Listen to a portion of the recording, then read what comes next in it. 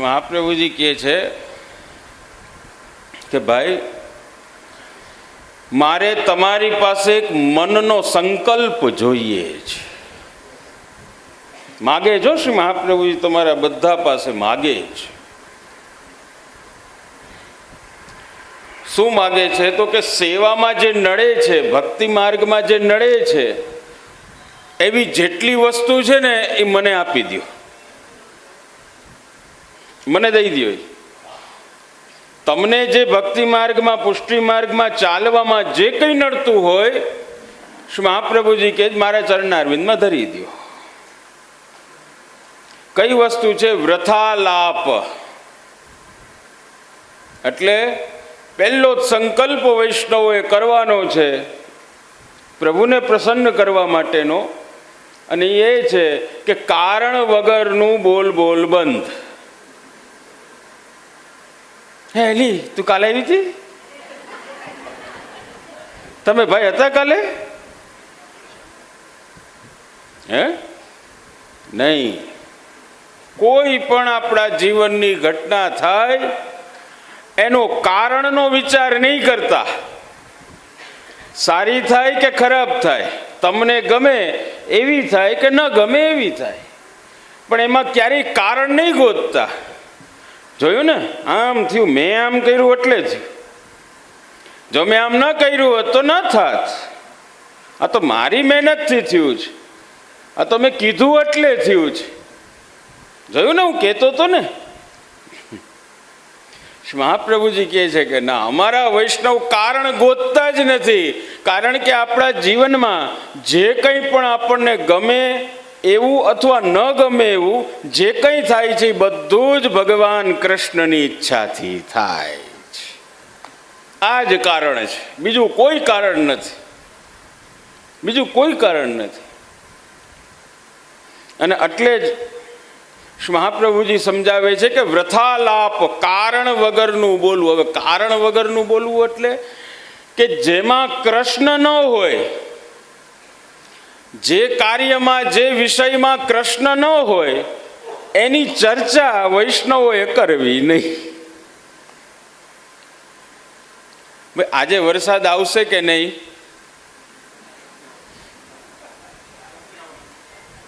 હે? હવે તમારે એ જોવાનું કૃષ્ણ છે કે નહીં.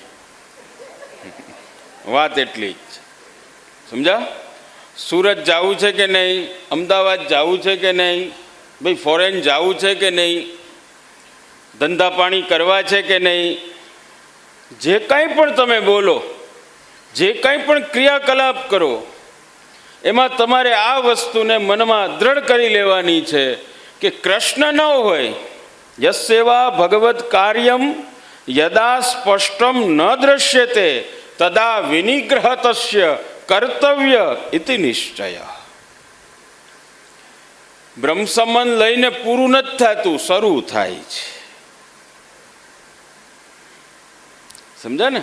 બ્રહ્મ સંબંધ આપણે લઈએ, ટિકિટ લઈએ આપણે, એટલે પછી આપણી જર્ની ચાલુ થાય, સફર ચાલુ, યાત્રા ચાલુ થઈ. એમ બ્રહ્મ સંબંધ આપણે કર્યું કે લીધું, જે કંઈ તમે સમજો, એનાથી આપણી એક યાત્રાની શરૂઆત થાય છે. અને યાત્રાની જે શરૂઆત થાય છે તો એમાં બધે આપણે પ્લેનમાં જાય ને, આપ લોકો બેઠા જશો બધા, તો આપણે પ્લેનમાં બેસીએ ને તો એમાં શું થાય ખબર છે? કે પ્લેનમાં બેસે ને એટલે ઓલા શું કહેવાય એને, ઓલી બાઈને શું કહેવાય, એર હોસ્ટેજ. હા, તો એ આવે ને આપણને બીવડાવે. એ બીવડાવે.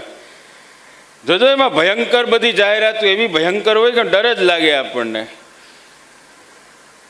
જો પ્લેન આમ ગયું તો ઉપરથી ઓલા નીકળી જશે શ્વાસ લેવાના, એટલે શ્વાસ લેવામાં તકલીફ પડે તો આમ કરજો. અને પ્લેનમાં કંઈક આગ લાગી તો ઇમરજન્સી ડોર, દરવાજો આ બાજુ છે, ત્યાં ભાગજો, વहाँ ભાગજો, આમ કરજો. આપણે કહે ભાઈ અમારે એમાં પૂગવું છે, આ બીવડાવો હું કામે? પણ એ કહે છે તો એવી રીતે એ જરૂરી છે.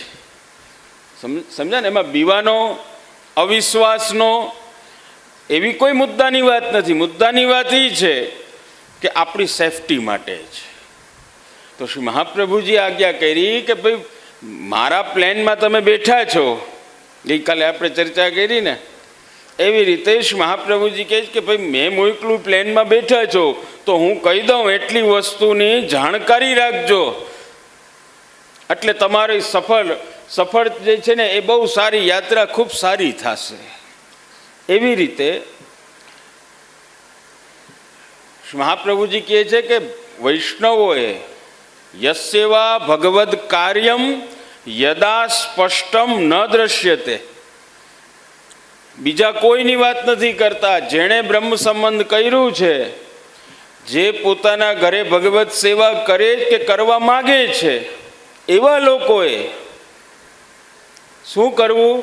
તો શ્રી મહાપ્રભુજી કહે છે કે એમના શરીરને જોવું, આપણી આંખો જોવી, કાન જોવા, જીભ જોવી, અને જોઈને નિર્ણય કરવો કે જીભને મોહનથાળનો સ્વાદ ભાવે છે કે પ્રભુના અધરામૃતનો સ્વાદ ભાવે છે. તમારા ઘરમાં જે કંઈ પણ બને છે, તમારા ઘરમાં જે કંઈ પણ આવે છે, જેમ અમે કીધું ગઈકાલે આપણી પણ ચર્ચા થઈ કે આપણું જીવન જ યજ્ઞ છે, તો એવી રીતે ભગવત સેવા પણ યજ્ઞ છે. તો યજ્ઞમાં અશુદ્ધ વસ્તુનો ઉપયોગ ક્યારેય ન થાય. એવી રીતે ભગવત સેવામાં પણ જે આપણી ઇન્દ્રિયો જે છે એ સ્પષ્ટપણે જો ભગવત સેવામાં ન આવતી હોય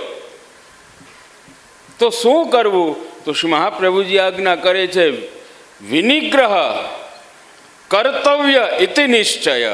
તમને ભાવતું પણ હોય છતાંય ઠાકોરજી માટે એને છોડી દેવું. તમારો સંકલ્પ કેવો હોવો જોઈએ?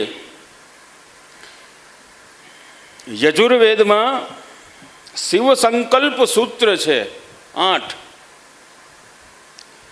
એમાં કીધું છે કે મનનો સંકલ્પ કેવો હોવો જોઈએ? તો કે મન સંકલ્પ એટલે ઈચ્છા, કોઈ પણ કર્મ કરવાની ઈચ્છા, એનું નામ સંકલ્પ કહેવાય. તો આપણો સંકલ્પ કે હું આમ કરું, વિચાર કરીએ ને પેલા મનમાં કે ભાઈ હું આમ કરું, તો એ સંકલ્પ કેવો હોવો જોઈએ? તો યજુર્વેદ કહે છે કે એ સંકલ્પ જે છે ને એ તમારું કલ્યાણ કરનારું હોય ને એવો સંકલ્પ કરજો. એટલે આ યજ્ઞનો ઓલું હવન કુંડ કહે ને, આ શરીર આપણું એ જ સમજાય ને, શરીર આપણું એ જ. તો એ હવનમાં કોઈ દિવસ અશુદ્ધ વસ્તુ નાખવામાં નથી આવતી. એવી જ રીતે આપણા શરીરમાં પણ અશુદ્ધ વસ્તુનો પ્રવેશ થવા દેતા નહીં. કાંદા, લસણ, હવે પાડો છે તાળીઓ.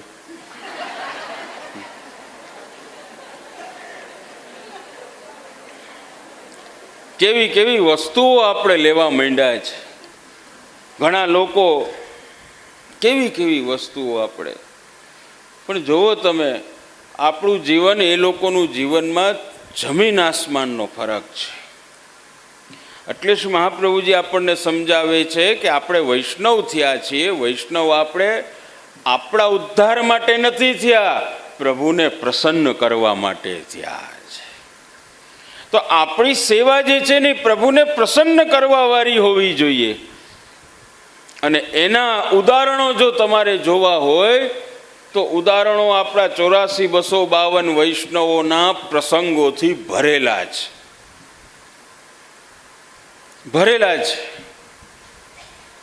ખાલી ઠાકોરજીની ગાયની સેવા કરી. જો આપણે ગાયની સેવાનું મહત્વ નથી, તમે યાદ રાખજો. પુષ્ટિ માર્ગમાં ગાયોની સેવાનું મહત્વ નથી, પણ એ ગાયો ભગવાનને ગમે છે ને એટલે અમે એની સેવા કરીએ છીએ. મહત્વ એનું જ સમજા. મિલન બાવાનું મહત્વ નથી પુષ્ટિ માર્ગમાં, પણ એક મિલન બાવાની અંદર તમને શ્રી મહાપ્રભુજીના દર્શન થાય છે, એનું મહત્વ છે. અમારું મહત્વ નથી, કોઈ વલ્લભકુંડનું મહત્વ નથી. વલ્લભકુંડનું મહત્વ જ ઈ છે કે એના હૃદયમાં શ્રી મહાપ્રભુજી સ્વયં બિરાજે. તમે એના ચરણસ્પર્શ કરો છો, તમે એમની આજ્ઞા લ્યો છો. તમે ક્યારેય એવો વિચાર નહીં કરતા કે બાવાની આજ્ઞા લઉં છું. હવે અમે તો બાવા, પછી આજ્ઞા શું દે? બાવા કોને કહેવાય? હે, એવું છે. તો શ્રી મહાપ્રભુજી આજ્ઞા કરે છે કે તમને ઠાકોરજી પધરાવી દીધા છે, હવે તમારે સેવા કરવાની છે. પણ ક્યાં સુધી સેવા? તો શ્રી મહાપ્રભુજી કહે છે કે તમારી સેવાને તમારા લક્ષ્ય સુધી પહોંચાડવાની છે. આપણું લક્ષ્ય શું છે? વૈષ્ણવોનું લક્ષ્ય શું છે? ટાર્ગેટ શું છે? તો શ્રી મહાપ્રભુજી આજ્ઞા કરે છે કે જે ઠાકોરજી તમારા ઘરે બિરાજે છે, જેમની સેવા તમે કરો છો, એ જ ઠાકોરજી તમારા હૃદયમાં બિરાજી જાય એટલે તમારું લક્ષ્ય પૂર્ણ થઈ ગયું. લક્ષ્મી સહસ્રલીલાભી સેવ્યમાનમ કલાનિધિમ ચતુર્ભિશ્ચ ચતુર્ભિશ્ચ ચતુર્ભિશ્ચ ત્રિભિસ્તથા ષડભિર્વિરાજતે યૌસૌ પંચધા હૃદય